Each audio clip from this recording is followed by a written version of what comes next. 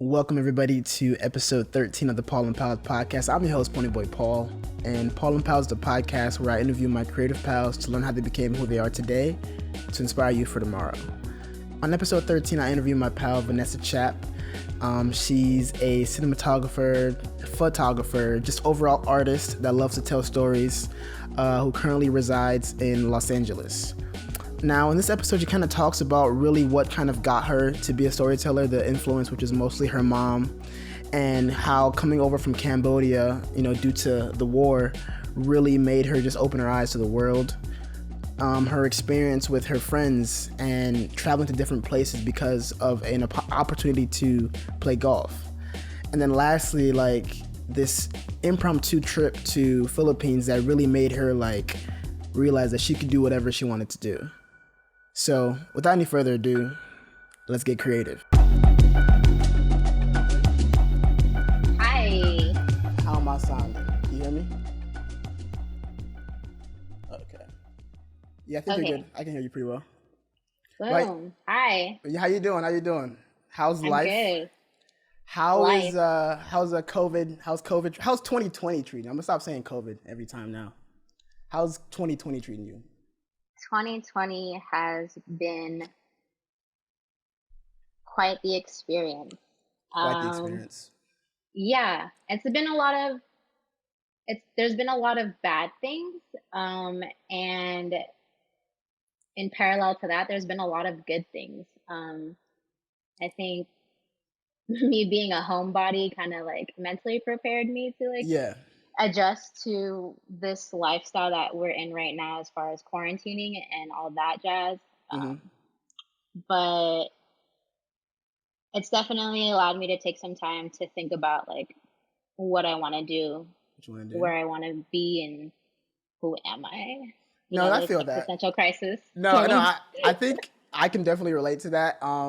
I kind of always felt like I was a homebody, but before it all kind of shut down, I was always traveling and chilling with the boys and all that. So I think when it happened, I'm like, dang, what am I going to be doing? So I think we're also trying to figure it out. I mean, it's one of the reasons why I created this podcast. I kind of wanted to get into my creative bag and see if that's really what I am. And it's been going pretty well, but we're going to get into your story before 2020, hopefully a little bit more happier stories. But let's start there. Where do you want to start your story? Where do you want to start? When you were born, your parents meeting, where do you want to go? Wow. I think I have to start before I was born because my parents' story and more specifically my mom's story of how she came to the US and how I came to exist. Yeah.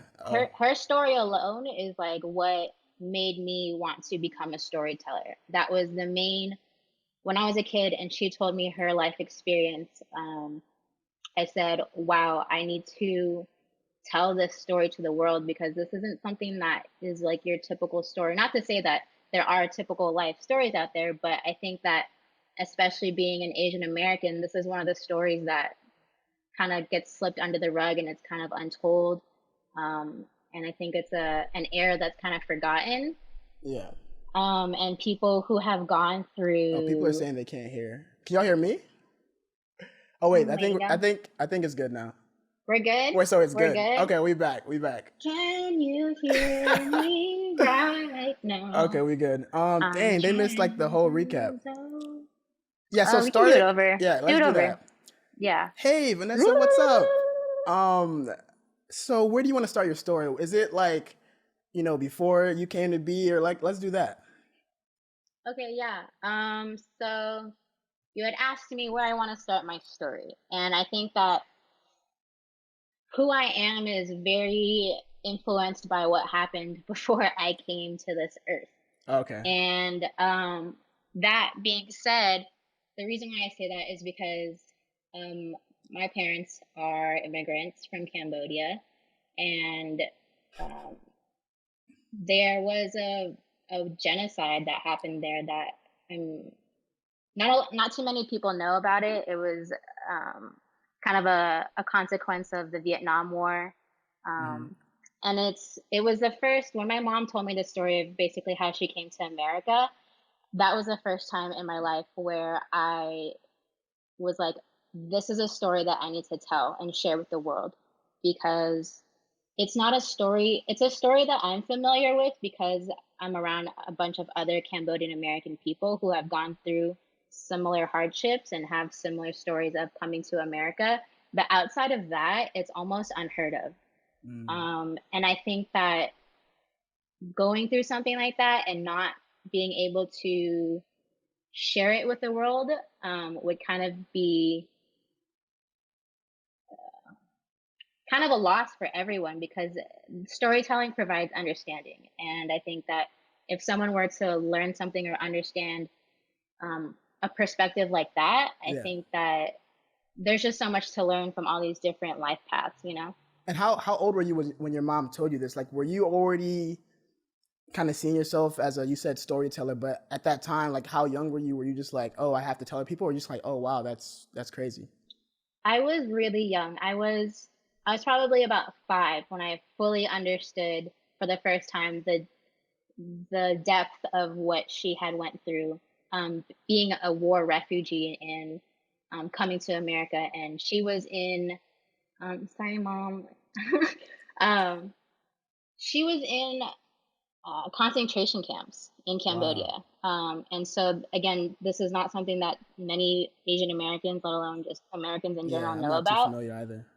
And so when she told me that, like, I'm looking at my mom and she's in front of me, like, alive and well, telling me these things that she saw with her own eyes, and these experiences that she had where she didn't know if she would make it out alive the next morning, or if she would starve to death, or if she would be shot, or if her parents would be taken away from her, all these different things. Like, I couldn't even imagine what that was like, because I was sitting safely at home with my mom having this conversation. Mm. And at that time, I read a lot when I was little. I read nonstop. My book was always, I mean, my book was always in a head. My head was always in a book. Um, and so I didn't necessarily think that, oh, I'm a storyteller. It Yeah, was more like, I think that this is a really good story gotcha. that people can resonate with, and hopefully find either some sort of like hope or um, strength, or if it's something that they had gone through, that they can find some sort of healing Hmm. through this story. Yeah, and kind of, I want to talk about you for sure, but kind of going back to that story with your mom, was that something that she just wanted to share with you just because she felt like she had to? Or was that something you asked about? Because I asked that because, like, the older I get, I realize I don't know as much about my parents' history before I came to be, right? Sometimes they'll mention some things, but I feel like I never really understood. And now I'm trying to ask more questions. Currently with what's undergoing in Nigeria with the NSARS movement, I'm really trying to like ask them like, what is this? Do you a little bit? Because I'm a little bit removed from that. You know what I'm saying? Mm. So I think it's interesting that your mom was willing to share that with you, and I was curious how that was actually like a conversation.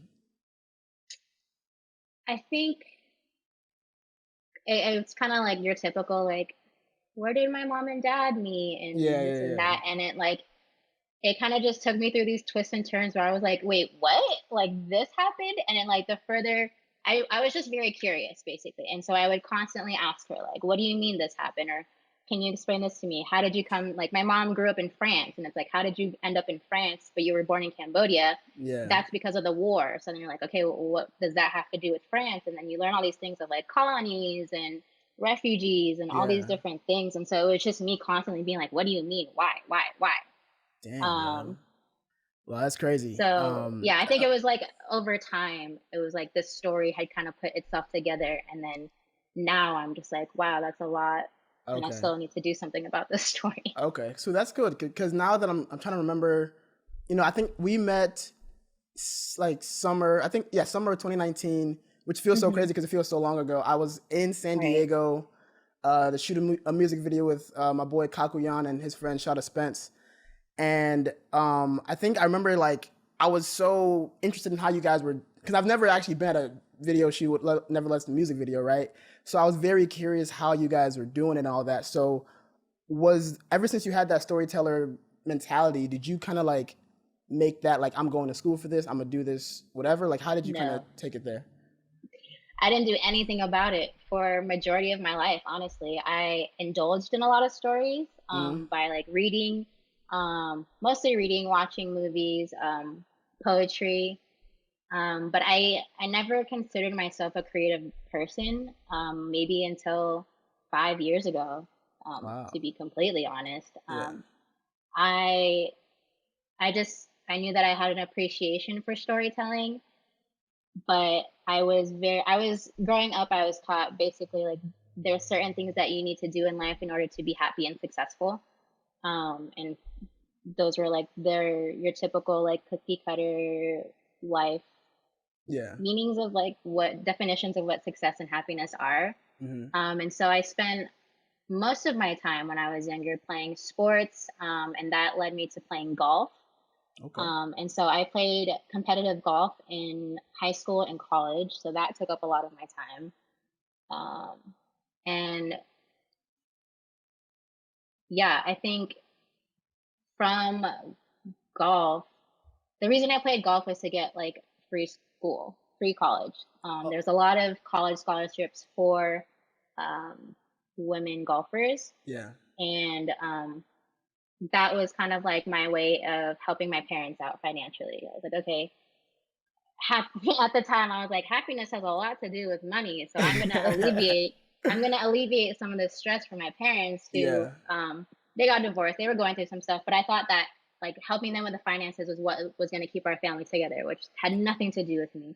Wow. But so that's what I did, and through golf is actually how I became creative or tapped into my creative side because I was in college, I was traveling throughout the United States, going to different golf tournaments, and I was going to like really random places in the United States, like places that I had no business going to had it not been for golf. I was going like the middle of nowhere, Tennessee, or Yeah. like off the grid Arizona. And there were these places and settings that I had never experienced before. I'm born and raised in San Diego, and up until 2 years ago, that's where I just always was. Yeah. And I've done like traveling around the world, but for some reason, when I was playing college sports, that's when I was like started to realize a lot like, wow, like people are out here like living their life in a totally different way. Yeah. And I was like, I doubt that I'm ever gonna come back to these places in the middle of nowhere, Tennessee, middle of nowhere, Nebraska. Like No, I mess with I that. might, so Yeah. that that's what got me to pick up my phone and just start taking pictures of everything around me. So I started just like with my phone, just observing everything that was happening all the time. If I wasn't on the golf course, I was probably walking around with my teammates taking pictures of, I don't know, like a tree that I had never seen before, or Got you. like city hall of some city that I'm in. Because What again, year was like I this? didn't, Was this like was Instagram popping at this time? Was it more just kind of like I'm gonna take them and just yeah, okay?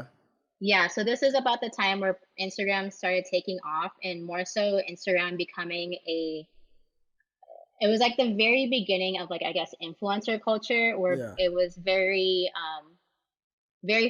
photography based. So there was a specific style that people started to share, and I appreciated. And it was like the likes of, if people are aware of like Street Dreams Mag, or Mm. what's another one? There used to be this group called Flash Mob that was in SF, and they would go around at night with like a mob of people and just go around the city and take pictures. And it was like stuff like that. I was like, wow, that's so cool. Yeah. Like I would It's a love to dope name. be interacting with people like that. And so yeah, at that time, Instagram was starting to get popping in that way, and like people were starting to like collaborate, and just social media just became a very prominent aspect of our social life. Got you. Which is crazy where we're at with it now. I don't know. Good or bad, I think it's definitely crazy, like the integration with our lives. Like even me, I get up, I'm like, oh wait, let me go check that. And you can be in that position for like hours, which is crazy. Like I remember being off Instagram for like 4 months. I'm like, oh yeah, I'm gonna do this. I'm gonna get rid of, I don't wanna say my addiction, but it was like, oh, I'm gonna stop doing that. And I'm like, okay, it's been 4 months. Let me try it back. And the same thing tends to happen. I think like they've just tapped into like this need to feel like we're connected, right? And the reason I bring that up is because you have these stories and you're taking all these pictures, But how did you feel like you were serious about it, or was it more like, I don't know, like, oh, let me just take some pictures? Because I remember like I tried to do like Windows Movie Maker and make like photo slideshows, but I never thought that I was a creative at that time. So how were you into it? Um, I didn't, I was basically using Instagram as a journal to be like, this is where I've been. These are some cool things that I saw. And I just started to share a lot of that stuff. And I would get really positive responses from people. They would be people that I knew, and they would be from people that I didn't know. And so that was kind of like an interesting thing to come across because, again, like I had never considered myself a creative person. I was just doing something that I enjoyed. It just seemed natural to me because growing up, my dad always had a camera around. And so, like, if you want to remember something, you take a picture of it. That was just like my common sense logic to always taking pictures of stuff. And then with Instagram and like the Instagram communities, I started to interact with people in San Diego who were also like far more developed as creatives and developed as photographers.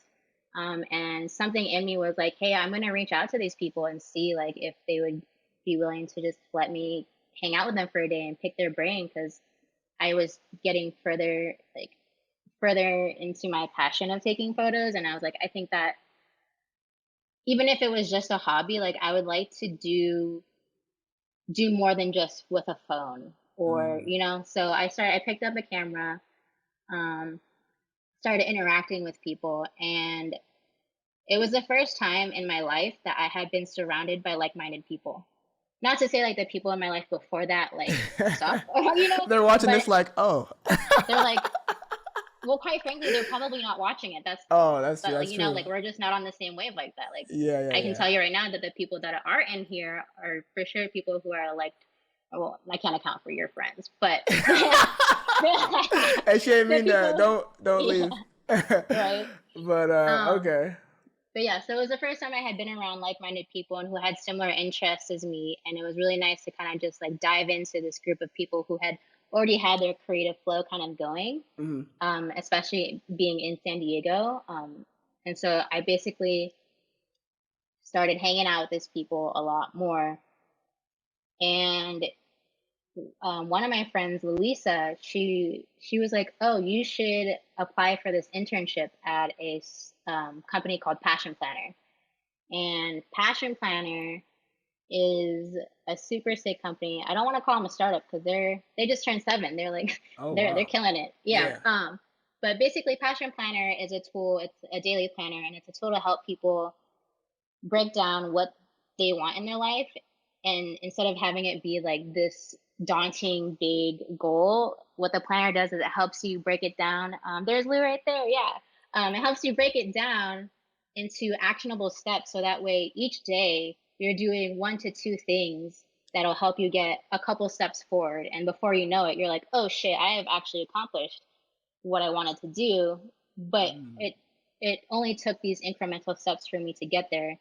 And I just had to, like that mindset alone is just like, it's not something scary as long as you can kind of take it apart and be like, here's what's realistic for me to do right now. Here's the next step that's realistic for me to get there. So through Passion Planner, that internship basically was the like launch pad for me kind of having that confidence in myself and being like, yeah, I am creative and I do want to consider myself as an artist. And so I basically was getting paid to learn photography while working at Passion Planner, which is like, I don't know, destiny and just luck and blessings, I guess. That's dope. Passion. I gotta check that out. That sounds actually really cool. I like that. Yeah. I think you would really like what they're about and the product. So from there, just hanging out with like-minded people who were interested in photos and these other creative platforms that I was interested in. I spent a couple years at Passion Planner developing myself as a photographer, and then it came to the point where she wanted to build a video team, and I was like, yeah, like why not take photography to the next step as far as like I love music Yeah. and I love observing life, and I love storytelling as like I appreciate stories. And so when that opportunity came to be, like, she's like, "Oh, I want to start shifting things into video." It was like, this is perfect.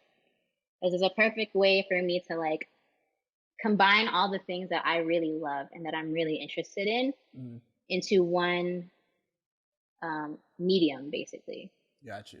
Um, and And so, go ahead. I was gonna ask, kind of, because you've been saying photographer a lot. Like at this point, you refer to yourself as a videographer, right? But do you feel like you've always been more of a fan of video? You just never tried it, or do you still consider yourself more of a just photographer or just storyteller and all?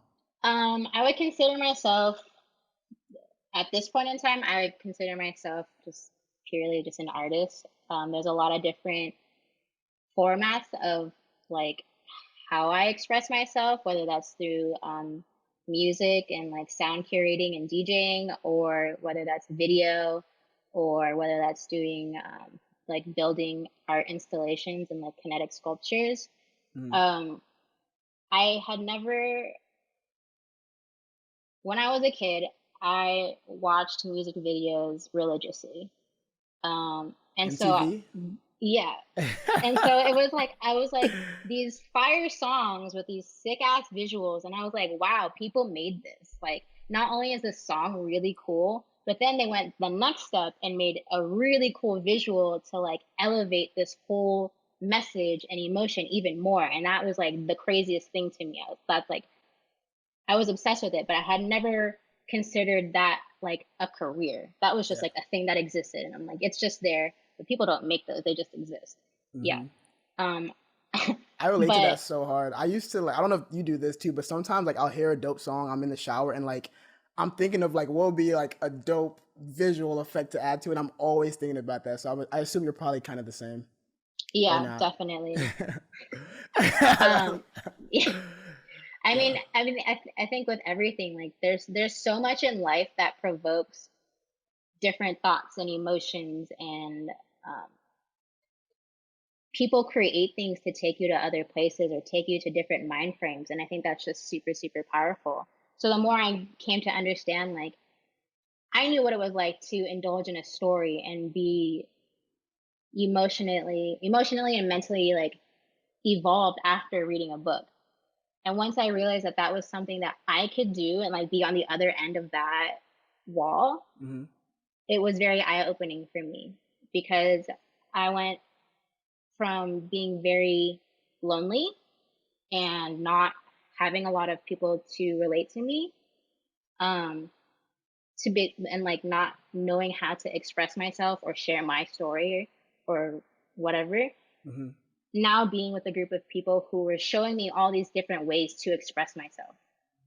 And so again, like right now at this point in time, I consider myself an artist, Okay. just because there's so many different things that if I wanted to express like love, I could do that in so many different ways. If I wanted to express loneliness, I could do that in so many different ways. And that's the beauty of art, is that you have all these things available to you Hmm. to just manipulate and create something of your own out of things that already exist, if that makes sense. Yeah, that's dope. um I like that you yeah. refer to yourself as an artist and kind of keep going, taking us through like this transition from photographer to like you gaining those videography skills. Yeah.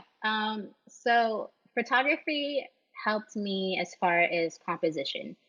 Like for the most part, aside from like the mentors and the people that have helped me, I did everything like by myself. I learned how to take pictures by myself, just kind of figuring things out and experimenting. Like, that looks like shit, I'm not gonna try that ever again.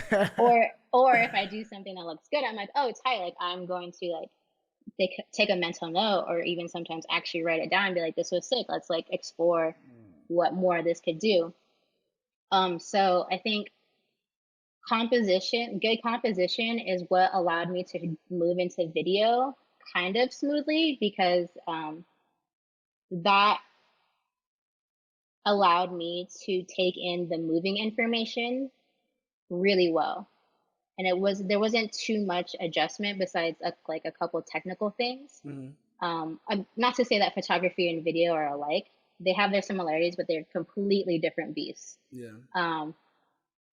But again, video just became like, you could create worlds in video. Like, you can create emotions and worlds and all that in photography. But I was talking to my partner Valeria last night, and she described it perfectly in saying, like, video and film is taking life and expressing it at its most, like, at its truest form.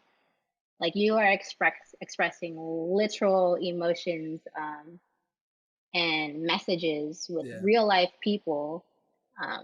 And it's And in real time too. You see yeah, it as it's happening. exactly. Yeah. Okay. So learning video, it was just kind of like an Alice in Wonderland, like, rabbit hole for me. I was like, yeah, let's do it. Like, Okay. again, coming from like the music videos and being obsessed with those and wanting to be like understanding the impact of storytelling, that kind of just made me want to understand video and learn as much as possible in Got you. whatever way possible. Well, then, like, shout out to YouTube University, because Yo, that's definitely gotten to me where I am Yo, for YouTube sure. has taught me so much. Yeah, I'm still learning. I'm Yeah. like, yeah, Oh I yeah. probably it's free, so shout Yeah. out. And I like that though, because it kind of seems like you were going. Because now that I'm kind of understanding more about your story, it's really cool in that, like, you always kind of had it in you a little bit once that story, that you had that one specific story, right? And then you were like, how do I express it? And you had the internship. But once you realize, okay, video is kind of my bag, like, how did you actually get better at it? Like, what were you doing? Were you trying to, like, okay, I'm a freelancer, hire me, I'll make a video for you? Or, like, how did you really, like, start getting that experience that you needed? So definitely starting at Passion Planner, and we were doing a lot of different types of videos. We were doing product videos, so I had to learn how to do product videos. We were doing very small documentaries on people and showcasing people who are able to make, like, their dreams come true using Passion Planner.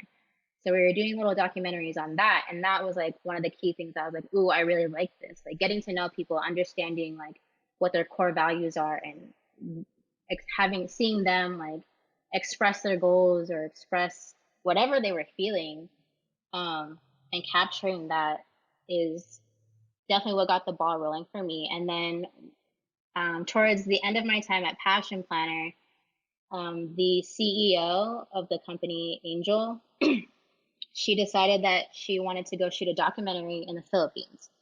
And it's like, one night she called me up and she was like, hey, I have this idea. Um, are you down? Wait, what? Yeah, she was like, she's very spontaneous and adventurous like that. And She was yeah, she she was covering all basically, the costs, or like, yeah, oh, okay, yeah, but I would pretty just say, much, yeah, yeah, yeah, okay. yeah. So That's dope. she called me one night and she was like, I just came back from the Philippines and there's this story that I want to tell and I want to go. Are you down? And I was like, yeah. Dang. So I was in the Philippines shooting with her and a few other people from Passion Planner, for 2 months, and that was the summer of 2018, I want to say. Yeah.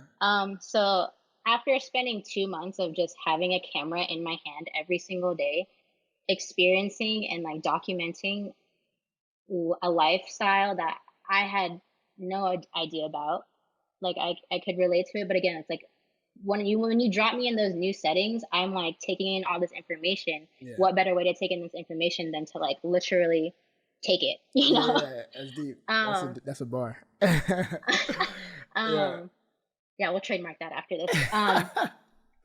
And then after that, before the documentary ended, I had to go to Angel and kind of be very straight up with her. Like, I don't see myself going back to an office space. Like, after this Mm, experience, there's no way that I could just go back to how my life was. And so before I even came back to the States, I put in my 2 weeks. And when I wow. came back, I was like, we're hitting this hard. Like, Dang. whatever happens, happens. But I just know that I have to go in this direction. Otherwise, I'm gonna suffocate and just drown in like all the what ifs, you know? Yeah. That's such a big Um, jump. Like, you're on the trip with the CEO and you're like, yo, I'm gonna quit. Like, that's crazy. So how were you, yeah. like, confident, like, because I'm being realistic, right? You're in San Diego at this point, I'm assuming, right? Hmm. You had a decent job, I'm assuming, and you were like, I'm gonna come back and I'm gonna do my own thing. Like, did you kind of already have in this back of your head, or how did you just do it so spontaneously? I think it kind of came during the trip is when it really, really hit me. When I Mm. again, like I was doing it. Like that was my first big project as and as a videographer. Like you put me on a documentary. I've never had that experience Yeah, before. And so now that I've had that experience, my mentality in myself had changed and my mentality about what was possible changed. yeah, And it's again, it kind of stems from like the core message of Passion Planner. Like you can literally do anything you want, you just have to figure out what steps you need to do to get there. And so coming fresh off of that team and this documentary, I was like, I don't have any answers, but I'll go find them. yeah. And I was living like I didn't have that much to risk. Like I at that point in my life, like I was living with my dad, so I had a home. So it was like if I wasn't gonna be homeless if I wasn't getting all these gigs that I needed to be full-time Yeah. freelance. Hmm. But I kind of just put that I just had to trust myself. Okay. And I had a lot of people who supported me and who were there for me to like one of them being Valeria. I mean, like you know Valeria. Yeah. She's well versed in video production, and so um, shortly after the documentary is when we started dating, and she basically was like, yeah, here's video. Like she That's taught me a lot of crazy. different things, and she was like, oh, you want to try and explore these? Like you should consider like learning these techniques or whatever. And she kind of guided me in a sense of like how to not fall on my face as a freelancer, Wow. because Yeah. she had been there. Like she went to Okay. school for film. She had her own production company with some of her friends, and now she was also working on that documentary. Yeah. And so, yeah, she's definitely been like one of those core people to be like, okay, here's how to not fall on your face while trying to go after what you love. No, that's dope. Shout out Valeria, yo. Like, yeah, she's Yeah, always in her bag. I remember like after I met you guys in that whatever I think July. I keep thinking it's August. Yeah, I think sometime I think it's 2020 July. July. And I Hmm. remember like I was so interested in how you guys made that video happen, and it was so dope to me. I would ask you so many questions. I'm like, yo, like, how do I add the thing? How do I put the thing over the thing? So that's really dope that she supported you like that. And now I'm liking that. Okay, you're like, yo, I gotta do it because worst case, I go back to the crib, maybe find a new job. And shout out Passion Flan. I might need one of those because it got that I anything is know. possible They're in mentality. here. The homies are in here. Hey, yo, So Lou, you gotta hit me up. I'm gonna hit you up The Pash fam for should real. hook it up Okay. for Paul and Pals and all these creative endeavors for the people that you're talking to. Yeah, I might have to bring her on the My show. people will talk to your people. Yeah, let's set it up. And okay, now we're getting into your like solo thing. And how did you make that happen? How did you? Because at this point, you're making yourself a business, and I'm always curious how Yeah. people do that. Like, can you kind of take us through your process? Yes. I'm still figuring it out for one. So that's like a key thing to know. Like it's it it's a never ending journey. I think but to start, you definitely need to have that trust because you can't hesitate. Because if you hesitate, then you might not make the best decisions for your growth. Mm, And so I was basically just putting myself out there, and um, my super supportive friends would have opportunities for me. They were like, "Oh, like um, so and so has this gig, and they need extra hands. Like, if you want to go help them and be an extra cam operator or whatever." And I was like, "Yeah." And so you're doing a lot of these random ass projects for the hmm. most part for free, but learning a shit ton and being very hands on. I think that's the biggest thing is just to be as hands on as possible and to not think so much Hmm. and just do it and see what happens. Gotcha.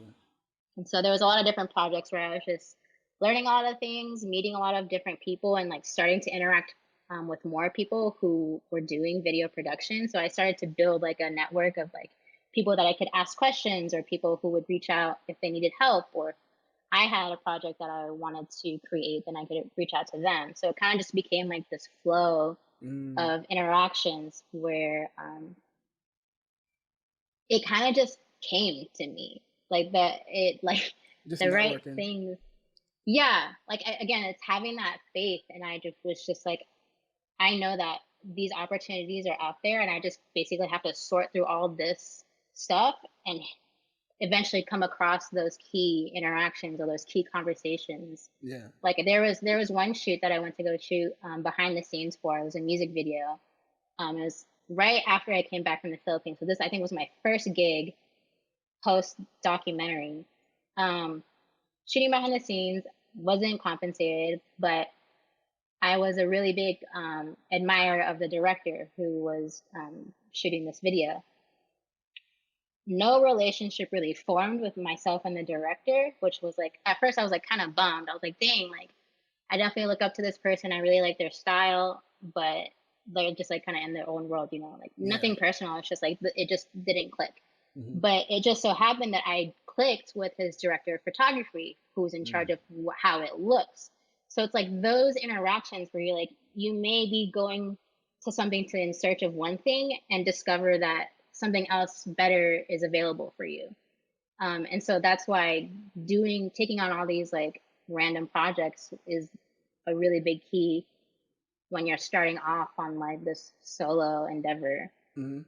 And what's been your favorite project so far? Because I know on your Vimeo you got a couple like originals and clips, but what's been your favorite to work on and why? Um, my favorite to work on, honestly, the my favorite project to work on is the one that I'm working on now. Ooh, can you tell us? Yeah, I can tell you a little bit about it. So Spoiler alert. yeah, so I am currently developing a show with one of my closest friends. I've known her since we were in middle school. And for me, that's like kind of striking because middle school is probably like the darkest time for me. Mm, And we life goes on and you kind of go down your different paths, and like people that you were close to in middle school and high school, you go off to college and it's like whatever, you never see them again. She went off to New York, and it just like we just always stayed very, very close. And to me, that always stuck. I was like, oh, that seems very important, and it's nice to have those friendships in your life.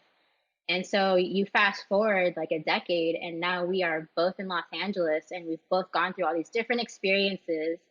We're still obviously very close, but we have this message that we want to share with the world. And so the show that we're developing is called Very Human.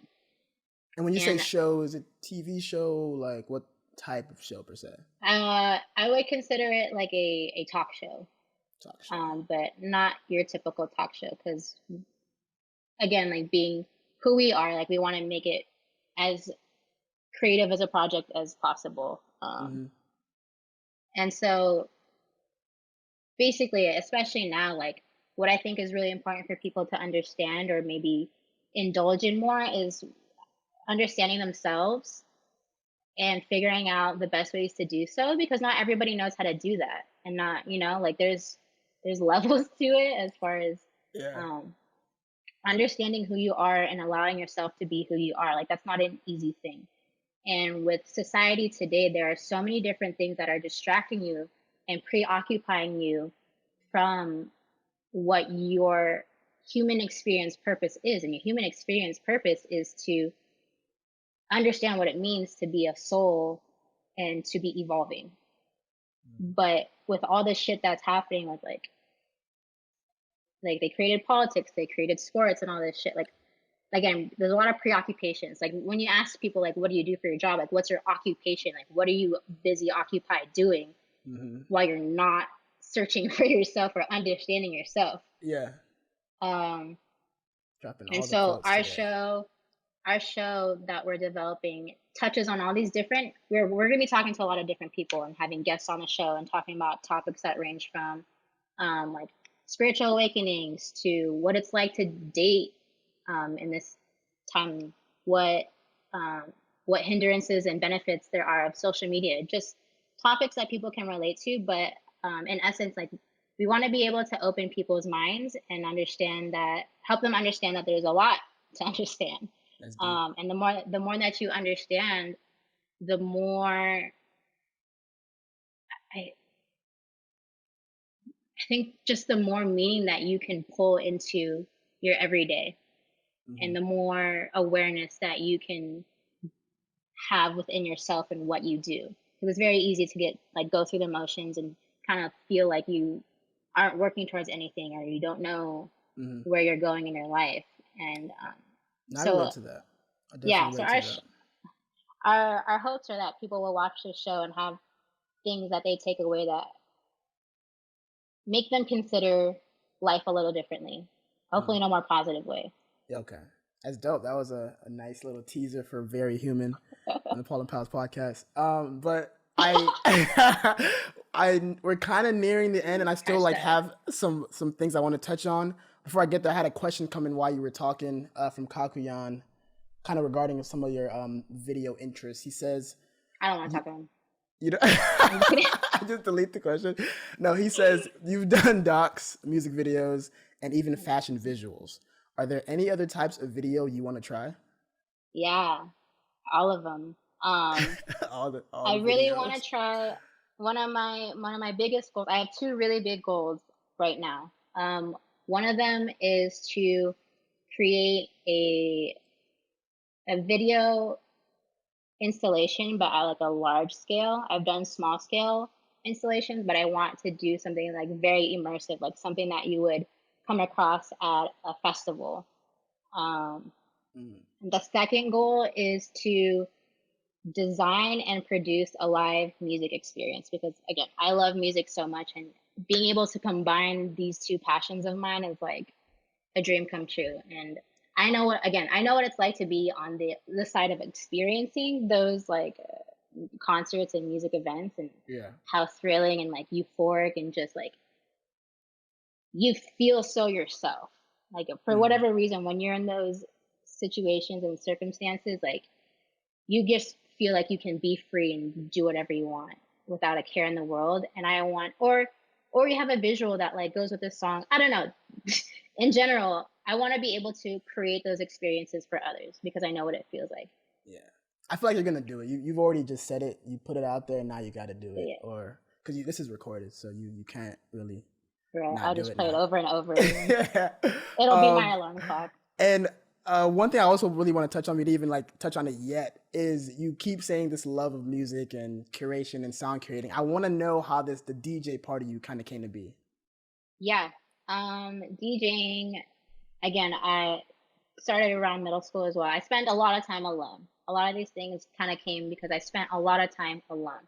And so with my time alone, I was just constantly looking for music online and like finding things that would make me feel some type of way, or just songs that would make me feel good, or songs that would kind of reflect my mood. And I just had this realization the other day, actually, that because I recently watched the documentary, The Social, dang, it just Dilemma? left my brain. Social Yes, Dilemma? thank you. The Social Dilemma. I got you. About just like the psychological effects of notifications and stuff like that.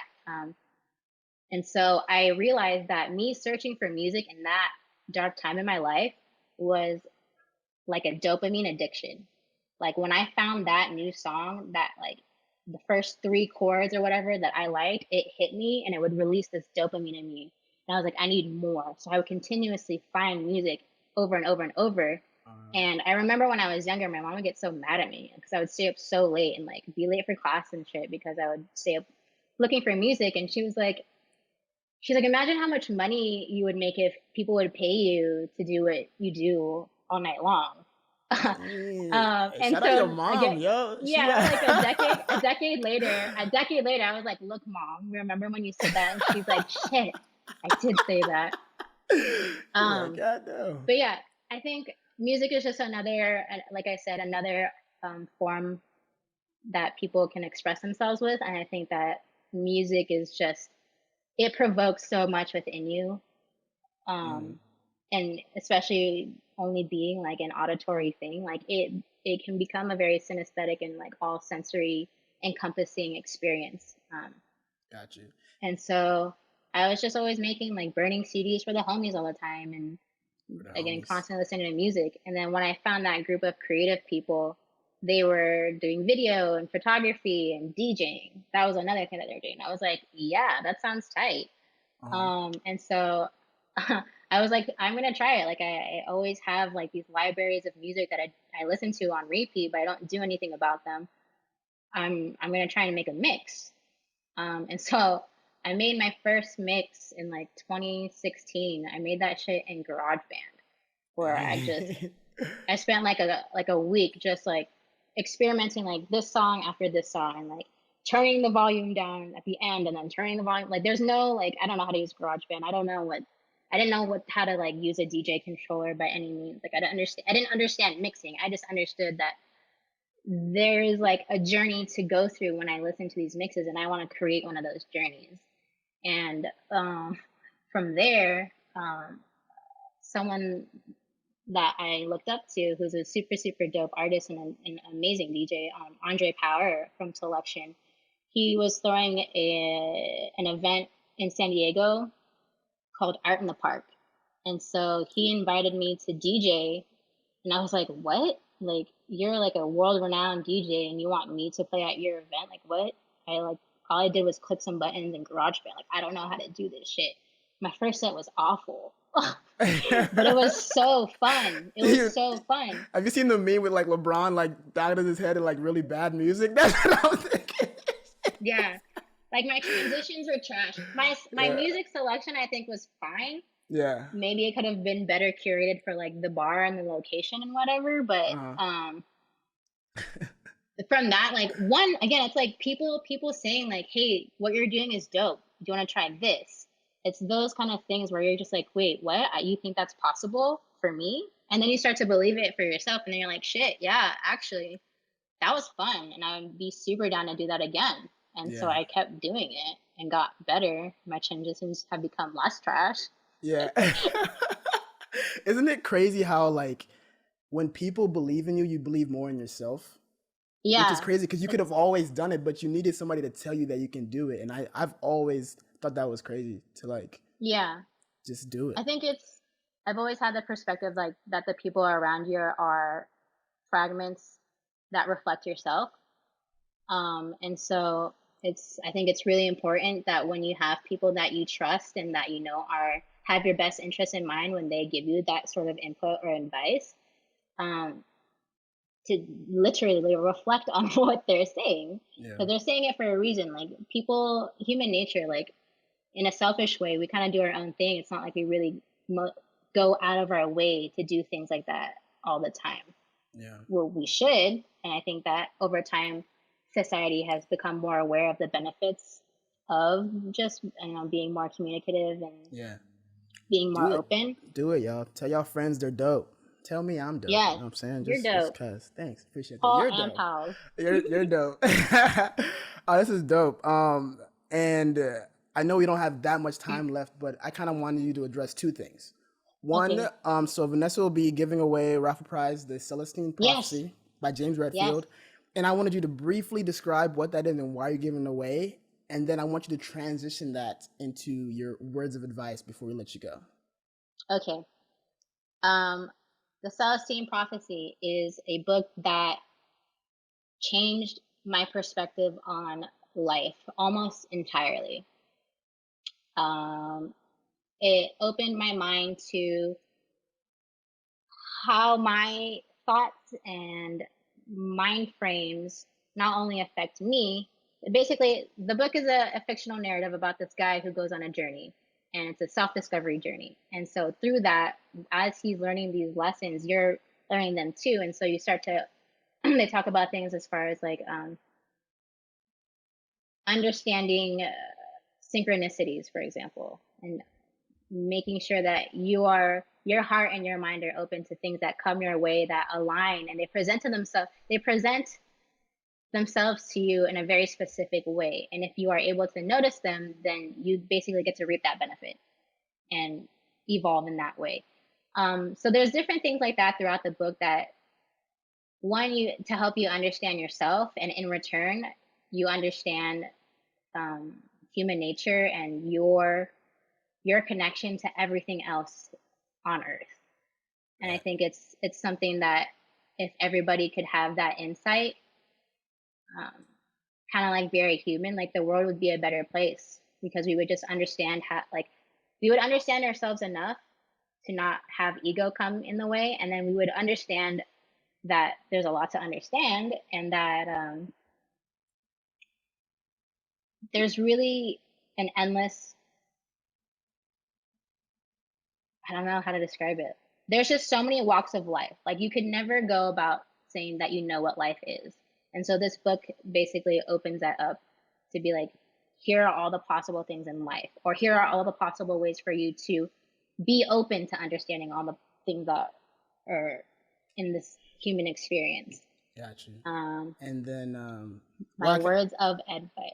Yeah, you kind of, I was gonna say you kind of like dropped a lot of the words of advice throughout this whole interview, but if you have anything that you still have left before I wring you dry, like, what do you got? Yeah, I think my words of advice would be to always check in with yourself. And by that, I mean, reevaluate your goals, reevaluate your day-to-day. Like, are the things that you're doing what feel good to you? Like, do you see yourself doing this often? Like, are you checking in with how you are mentally or emotionally at the end of a day? And I think if you're constantly checking in with yourself, then you're always going to be growing. Because again, like your values will evolve, your goals will evolve, your purpose will evolve. But as long as you're checking in, you understand that evolution is happening, basically. Gotcha. I like that. That was a great way to end this episode. I want to thank you once again, Vanessa, for willing to do this. And I really appreciate just you always putting your energy out there. You're always inspiring me to kind of like explore new things, especially with videography. So I really think that it's really dope. I hope everybody learns something from this. And I'm going to let you go and wrap it up with the rest of the gang, but appreciate you once again. Thank you so much for having me. No problem. And I'm going to get you that passion planner. Oh, for real? Hey, yes, for real. This is why I do this. But all right, thank you. And thank you for everyone who tuned in. No problem. Bye.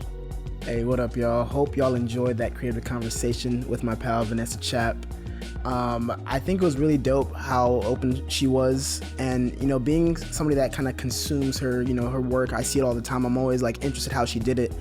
I think it was really cool more just learn about what made her want to start telling stories. It's kind of one of the reasons I do this, why I really like that. I focus on creative people, but I think as a whole, just people, knowing their why and why they are who they are today is always very interesting to me, and I want to keep showing that. So if you guys enjoyed this, if you want to keep hearing about this, subscribe to the podcast at Paul and Pals on all podcasting platforms. Subscribe to the YouTube so that you guys can see it if you're more of a visual person, or if you want to watch it live and potentially win a raffle prize. Follow me on Instagram at Ponyboy Paul and at Paul and Pals to get a notification for the next episode. So without further ado, remember to stay creative.